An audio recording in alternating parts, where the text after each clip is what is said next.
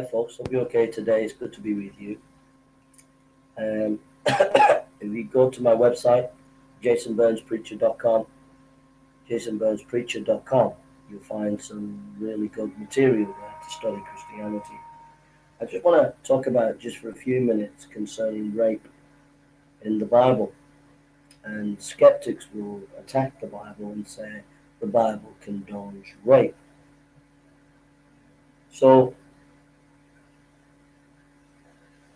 I want to say a couple of things. First of all, when we're looking at ancient cultures, when we're looking at the time, the early history of the Jewish people, you have to remember that there was no national health service, there was no police force, there was no, what can I say, there was no infrastructure that we have today. So what the skeptics do, they judge the situation from our advantage point and read our culture into the ancient culture. And so, an honest intellectual, an honest person who was open minded, should have the intelligence to realize that when you're looking at an ancient document, you have to look at it in its historical, ancient culture and cultural context. And if you don't allow for that charity in intellectual discussion, then you're not going to be really, sorry, you're not really going to be engaging in a fruitful discussion, but only trying to score intellectual points against your opponents. Now, I'd like to go to Deuteronomy chapter 22. Deuteronomy 22.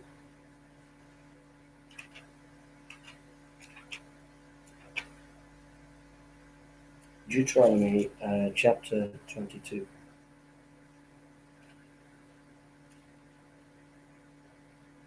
Thou shalt not see thy brother. Sorry, 22 verse 23. Deuteronomy 22 verse 23. If a damsel that is a virgin be betrothed unto a husband, and a man find her in the city and lie with her, then you shall bring them both unto the gate of that city, and you shall stone them with stones that they die. The damsel because she cried not, being in the city, and the man because he had humbled his neighbour's wife. So thou shalt put away evil from among you. So, what is it saying there? You've got to understand these are case laws. They are not absolute laws. They are case laws. They are examples so that you can get some principles from them. That's an important point to make. But it's teaching you there that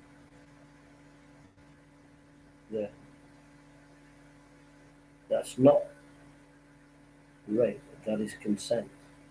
It's consent to adultery. Now you might say, but she didn't scream. It's not saying that in every case a woman doesn't scream. She's guilty. It's not saying that. It's just giving you an example of a situation that can, in a certain case, it confirms adultery. That's what you have to remember.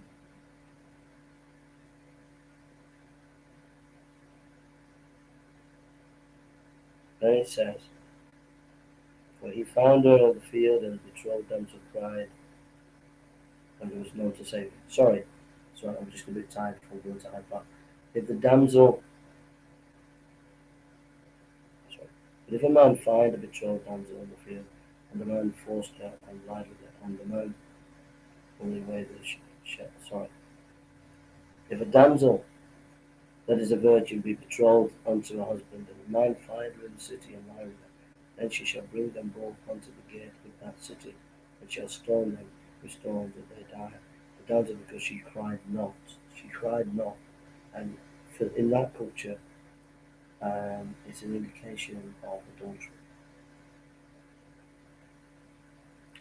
Verse 25, if a man find a betrothed damsel in the field, and the man forced her, and lie with her, and the man all that lay with it shall die. This is the point. The Bible is teaching that rape is to not be in any shape or form accepted whatsoever. The man who rapes is to be killed, showing great dignity to the woman that what you have done is you have violated and robbed her. So it's very, very clear about rape. And then, verse 27, for he found her in the field, and betrothed those who cried, and there was none to save her.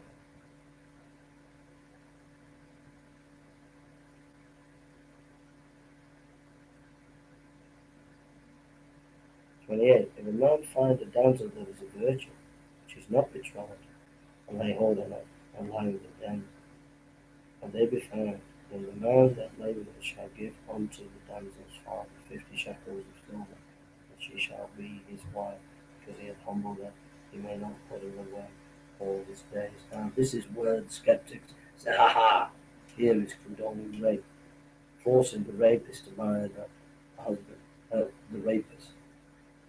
And this is where historical context or cultural context plays an important part. Don't forget, number one, there's no National Health Service. Number two, no police. Number three, if a woman is raped in that culture, she has no future, no hope, nothing. No way of means of protecting herself, defending herself. No, she becomes utterly defensive because she's lost in that culture her total dignity. Family was the knit. Now, it's not saying that the text before it said the man who rapes should be killed. So it's not saying in this text that you have to marry your rapist. It's not saying that.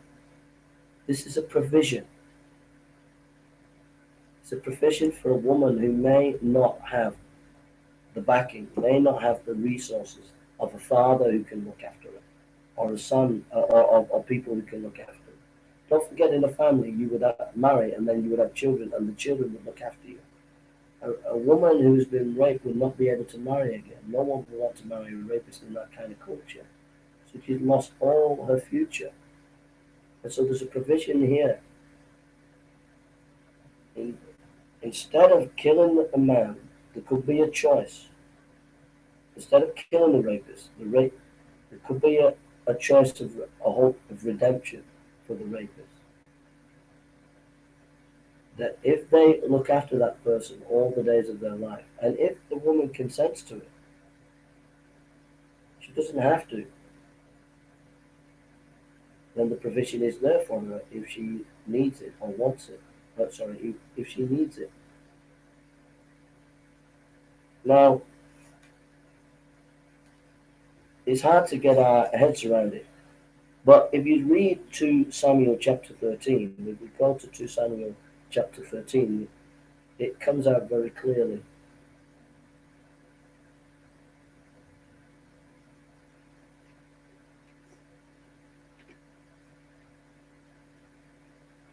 Two Samuel 13.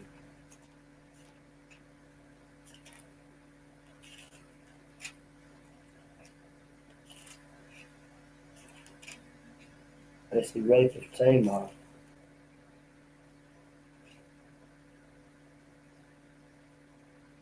Let's just read it. It came to pass after this that Absalom, the son of David, and a fair sister whose name was Tamar, and Amnon the son of David loved her. And Amnon was so vexed that he fell sick for his sister Tamar, for she was a virgin, and Amnon thought it hard for him to do anything to her. But Amnon had a friend whose name was Jonadab, the son of Shema, David's brother, and Jonadab was very subtle man. And he said unto him, why art thou being the king's son? Lean from day to day, wilt thou not tell me? And Amnon said unto him, I love Tamar, my brother Absalom's sister. And Jonadab said unto him, lay thee down on thy bed, and make thyself sick, and when thy father cometh to see thee, say unto him, I pray thee, let my sister Tamar come and give me meat and dress the meat in my sight, that I may see it and eat it at their hand. So Amnon lay down and made himself sick, and then the king was come to see him. Amnon said unto the king, I pray thee, let Tamar my sister come and make me a couple of cakes in my sight, that I may eat at the hand. Then David sent home to Tamar, saying, Go now to thy brother Amnon's house, and dress in meat. So Tamar went to her brother Amnon's house, and he was laid down, and she took flour and kneaded it, and made cakes in his sight, and did bake the cakes. And she took a pan, and poured them out before him, but the refused to eat. And Amnon said, Have out all men from me. And they went out every man from them. And Ammon said unto Tamar, Bring the meat into the chamber, that I may eat of thy hand. And Tamar took the cake which she had made, and brought them into the chamber to Ammon her brother.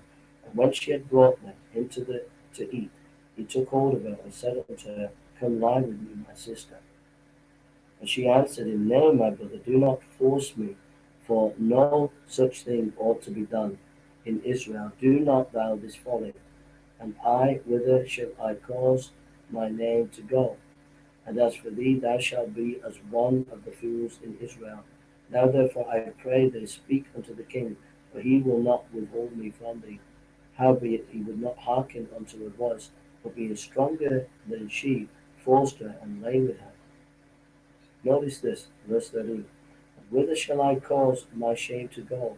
And as for thee, thou shalt be as one of the fools in Israel. Now therefore I pray thee, speak unto the king, for he will not withhold me from thee. Now it goes on. Then howbeit he would not hearken unto her voice, but being stronger than she forced her and lay with her. Then Ammon hated her exceedingly, so that the hatred, whether he hated her, was greater than the love wherein he had loved her. And Ammon said unto her, Arise, be gone. And here's the point. And she said unto him, There is no cause this evil is sending me away, is greater than the other that thou didst unto me. But he would not hearken unto her. She's been raped. And she's saying it is so bad for you to now send me away. Because her shame would have been double in her culture. And that's what it's talking about in the Deuteronomy text. It's provided provision for those who have been shamed. She is willing to stay with her rapist because she knows in her culture that if they're not married, she's not got a future anymore. And unless you put yourself in her shoes, in her culture, you will not understand that. Alright? Now, there's another couple of rapes. There's one in Judges. In the book of Judges, it gives no condoning of that rape. And there's a rape in the Sodom and Gomorrah, or desire to rape, where Lot is in a house and he has these companions, and the people outside want to rape them, and he says, No, I have my daughters. And when you read that text, skeptics say, well, this is condoning of rape. And if you actually read the text, actually, Lot was actually lying.